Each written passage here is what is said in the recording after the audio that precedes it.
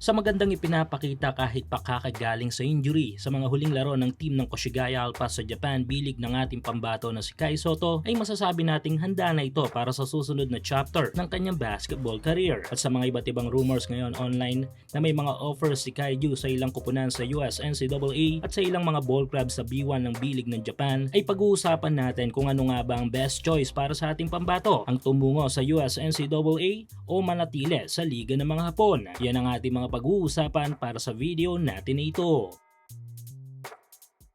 So matapos ang madilim na career ni Kai Sotto kung saan ay natamo nito ang masasabi nating worst injury niya sa big man player na torn ACL, ay good thing dahil nga nakabalik na tila mas malakas pa si Kai Sotto ngayon. Sa pagbabalik laro kasi nito sa Japan B-League para sa mga natitirang laro ng team ng Koshigaya Alpas ay nakita ang pag-angat ng mga figures ni Kai every game, scoring 11.1 points, 9.4 rebounds, 2.8 assists at 1.4 blocks sa kanyang last 28 games. Disente ito para sa malalarong kakabalik lang mula sa isang major injury. Kaya naman dahil dito ay mas tumaas pa ang demand nito sa kanyang mga susunod na desisyon sa kanyang career at ang kanyang pagpipilian ay ang US NCAA at B-League ng Japan. Pero ano nga ba ang best choice para kay Kai? Well, kung iisipin ay magkaiba ang US NCAA at B-League kung saan ay didepende tayo sa goal ng kampo ng ating pambato. Kung pera at stable na kita ang goal ay mas mainam na ang manatili sa B-League ng Japan. Bakit? Dahil sa B-League ay sure ball na ang long-term contract, established na ang pangalan niya sa Japan at buong Asia, mas kontrolado ang playing time at development niya at yung risk kung saan ay mas mababa sa B-League kung ikukumpara sa US NCAA. Sa kita naman ay ayos na